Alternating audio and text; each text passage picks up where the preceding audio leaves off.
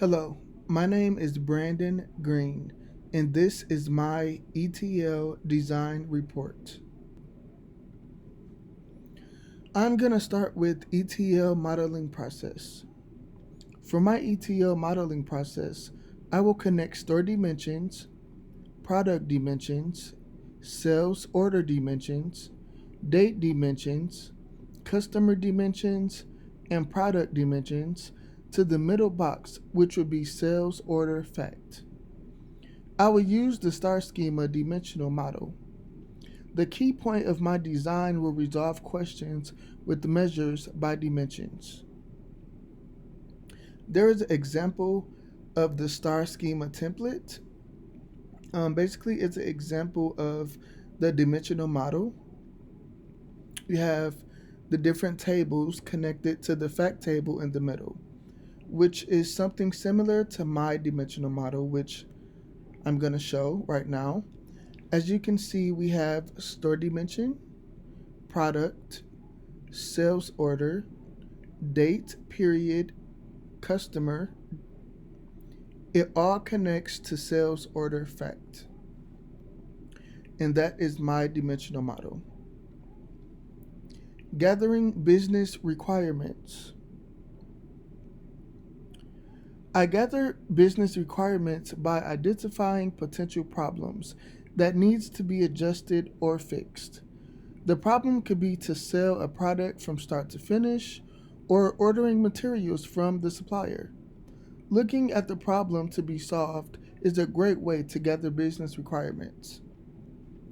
I included another example. So you have high, mid, and detail levels. Um, some can be business requirements, some can be user requirements, some can be system requirements. Current as is or future. Then you have in the middle, in the orange, your needs, wants, and prioritizations. You have task, process, and workflow. So these are all things that you can consider when gathering business requirements. I like this table because it gives you an idea. Moving on to leveraging modeling tools.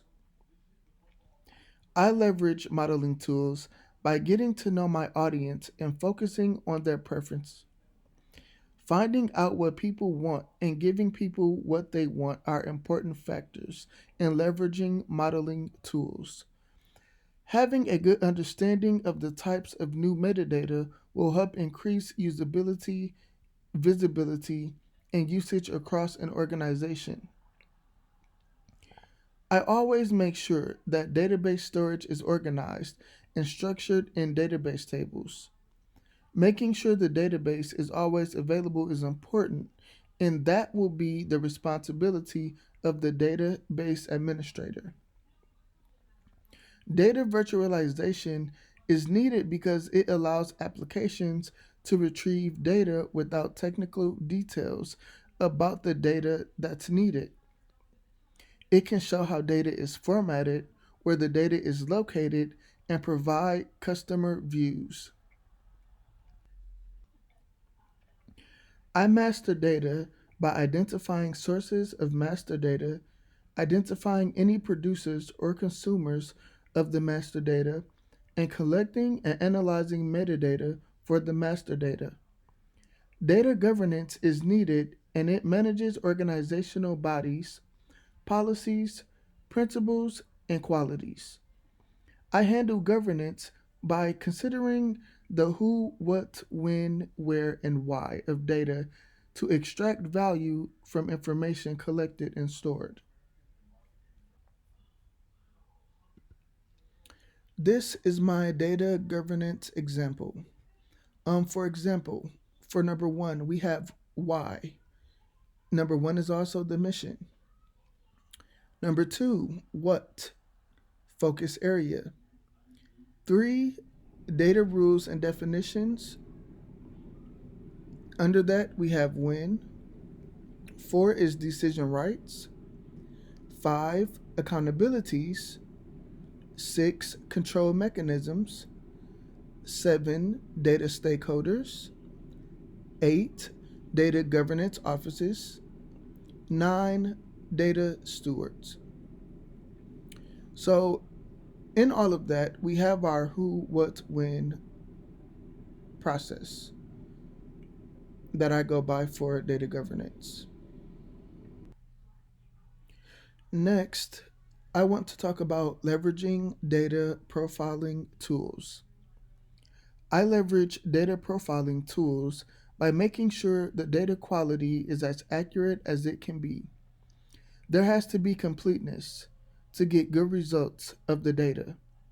Knowing your data will allow you to fix any errors you may have within your data. I included an example figure, as you can see. I hope you're able to see it. It shows the current data quality, um, the entities over time, the sub entities. It also shows data quality over time in all systems. So, knowing your data will help in the long run. This has been my presentation. I hope you enjoyed and thank you for watching.